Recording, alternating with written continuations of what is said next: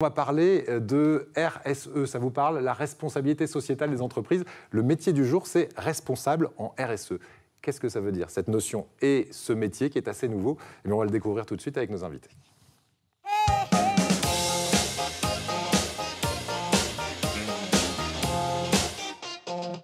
En compagnie de Philippe Ferreau, directeur développement durable et responsable RSE. Et puis, bonjour à vous. Et puis Sylvie Brunet, qui est eurodéputée et experte, puisque vous organisez des formations pour devenir justement responsable RSE, responsabilité sociétale des entreprises. Alors, qu'est-ce que ça veut dire exactement et en quoi consiste ce poste? On va le découvrir un peu plus avec vous. Mais juste avant, regardez ce portrait justement d'un responsable RSE. C'est un sujet qui est quand même un peu plus porté par notre conseil d'administration et qui est en lien plutôt avec les politiques publiques. Alexis Hubert, j'ai 32 ans. Ça fait bientôt 5 ans que je travaille à APF France Handicap et en tant que responsable RSE depuis bientôt 3 ans.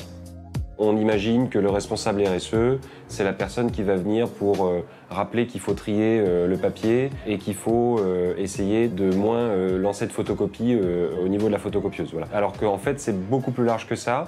Il y a aussi des sujets sociaux, donc dans la gestion des ressources humaines, de manière à favoriser une meilleure qualité de vie au travail, de manière à mieux prévenir les risques professionnels. Et on s'aperçoit que la démarche de responsabilité sociétale, ce n'est pas qu'une démarche écologique, c'est aussi une démarche sociale, sociétale et économique.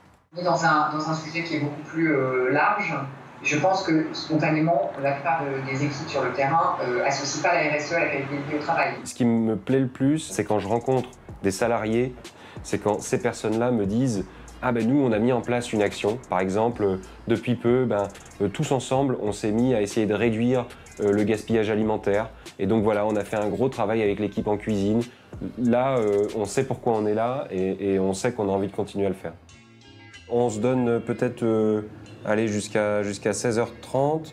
La particularité de ce métier, c'est que c'est quand même compliqué de le mettre en œuvre si on n'y croit pas personnellement, en dehors de la sphère professionnelle.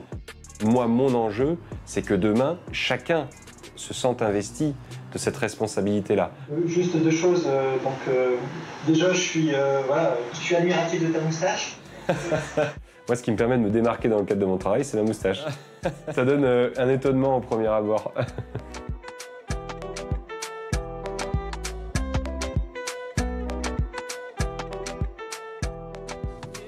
Voilà, alors après ce dossier, on va se tourner vers quelqu'un dont c'est le métier.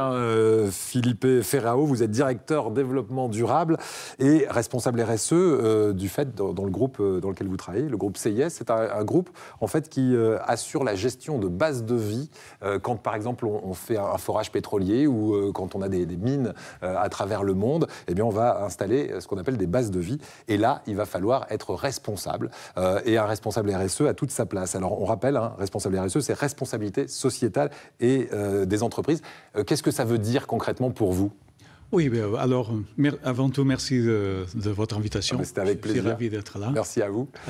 Et c'est un métier passionnant.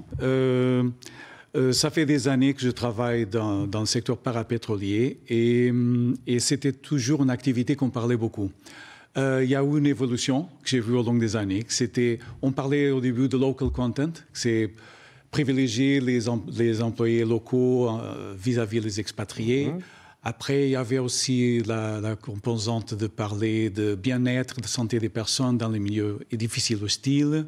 Il y avait l'aspect de l'écologie avec la protection de l'environnement, la qualité avec la transparence, l'amélioration continue, l'anticorruption. Ouais. Et après toutes ces années, on arrive à une logique de comportement responsable que les entreprises doivent avoir.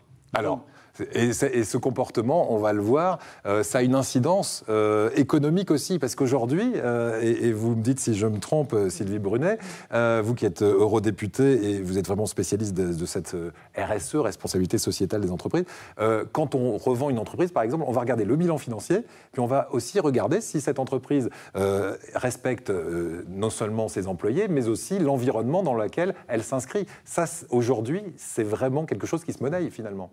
Tout à fait, et je dirais même de plus en plus, c'est dans le sens de l'histoire, puisqu'on parle maintenant de déclaration de performance extra-financière.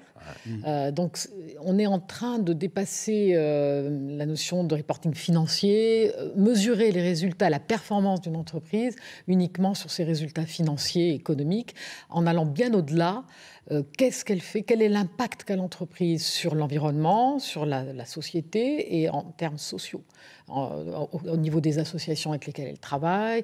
Qu'est-ce qui se passe sur le personnel? Donc, il y a cette notion de durée, la responsabilité sur la durée. Et alors là, on va donner un exemple précis. Dans votre entreprise, par exemple, vous m'avez dit, tiens, il y a 2 exemples. On va prendre un exemple sociétal, donc sur la société en général, et un exemple environnemental. L'exemple sociétal, il est en Mongolie, puisque je rappelle que vous installez des bases de vie à travers le monde. Et en Mongolie, qu'est-ce que vous avez fait lorsque vous avez installé une base de vie sur l'une des plus grandes mines d'or et de cuivre à ciel ouvert du monde? Oui, alors nous avons des centaines d'employés. Et d'ailleurs, c'est comme une petite ville. Une base comme ça, il faut l'imaginer comme une ville. Il y a une structure entière. Nous avons des centaines d'employés. Alors, ce que nous avons fait, c'est de créer nous-mêmes une école pour les enfants de nos employés. Et ça fait une logique aussi de garder les enfants pendant que les papas et mamans travaillent, mais en même temps aider les grands-pères. Nous avons fait des protocoles même avec le gouverneur régional. On achète localement. Mais avec respect, on ne va pas maintenant faire inflationner le prix. Ce qu'on fait, c'est contribuer d'une façon très sociétale à la vie locale. À la vie locale, et les gens disent voilà, merci. Voilà, l'école dont vous parlez, les enfants des employés de l'entreprise peuvent y aller. Est-ce qu'on inclut aussi les enfants des gens qui habitent là depuis toujours? Oui, disons qu'au début, après ça commence à être de plus en plus large. On est vraiment ouvert à toutes les initiatives. D'ailleurs, moi, comme responsable du groupe, un de mes objectifs, c'est toujours assurer qu'il y a des initiatives constantes selon les objectifs des Nations Unies. Nous utilisons ça comme un référentiel et ça nous aide énormément dans notre travail. Quel type d'entreprise va avoir besoin d'un responsable RSE? Toutes les entreprises aujourd'hui, donc c'est un métier en devenir, c'est un métier en tension aujourd'hui, parce que c'est un métier tout neuf. C'est un métier neuf. Alors, en tension, je dirais peut-être pas jusque-là, parce que c'est un métier neuf, pas encore très connu, mais qui va se développer. Alors, aujourd'hui, beaucoup dans les grandes entreprises, c'est vrai que historiquement, dans tous les grands groupes agroalimentaires, textiles, au passage, il y a un accord mondial avec l'Organisation internationale du travail qui a été signé sur le textile, suite au drame qu'il y avait eu effectivement au Bangladesh, avec 1000 personnes quand même qui sont décédées. C'était horrible. Et du coup, ça a entraîné ces crises. Voilà, alors, une prise de conscience, surtout sur les grands groupes qui ont une activité mondiale. Mais de plus en plus, les petites entreprises sont également concernées. Et d'ailleurs, on a de très, très belles initiatives dans des petites entreprises, dans les services, dans les nouvelles activités. C'est impressionnant de voir les initiatives créatives qui sont prises pour justement améliorer son impact sur l'environnement et son impact social. Alors, l'objectif de cette chronique, c'est de susciter des vocations. Vous êtes passionné par votre travail, ça se sent, ça s'entend. Comment est-ce qu'il faut faire? Est-ce qu'il y a un cursus aujourd'hui? Est-ce qu'il y a une formation particulière? Ou est-ce qu'on prend déjà des gens qui ont de l'expérience à l'intérieur des entreprises? Alors, je dirais qu'on peut avoir les deux types de parcours. Il y a de plus en plus de masters spécialisés, notamment dans les écoles de management. Toutes, pratiquement, maintenant, elles ont mis en place donc des masters spécialisés dans la RSE qui vont amener à ces métiers. Aussi pour ceux qui veulent être auditeurs, parce qu'on a longtemps eu des auditeurs, des jeunes qui démarrent dans l'audit financier, mais de plus en plus, ils vont avoir à faire des audits extra-financiers. Qu'est-ce que fait l'entreprise, effectivement, en matière de politique RSE? Parce qu'elle doit communiquer ce qu'elle fait à la communauté financière. Après, le plus souvent, c'est un métier auquel on vient souvent avec une autre origine. Souvent, moi je l'ai constaté, un exemple, on vient souvent de l'assurance qualité. Assurance qualité, hygiène, sécurité. Moi, j'ai été DRH dans plusieurs groupes. Effectivement, beaucoup venaient de ce secteur-là, parce qu'il y a déjà une méthode, il y a des normes, il y a des méthodes d'évaluation, d'audit. Et pour un jeune qui voudrait s'installer très rapidement dans ce métier, on va prendre quelqu'un qui a fait quoi, un master de quel type, par exemple? Alors, on peut avoir deux types de formation. Donc, comme je le disais, plutôt une formation école de commerce, école de management, où là, maintenant, pratiquement dans toutes les écoles, il y a un module. Donc, déjà, tous, il y a même un test obligatoire, hein, comme le TOEIC en anglais. On doit avoir un certain niveau en matière environnementale. Donc, c'est vraiment devenu. Après, on peut aussi venir d'une école d'ingénieur.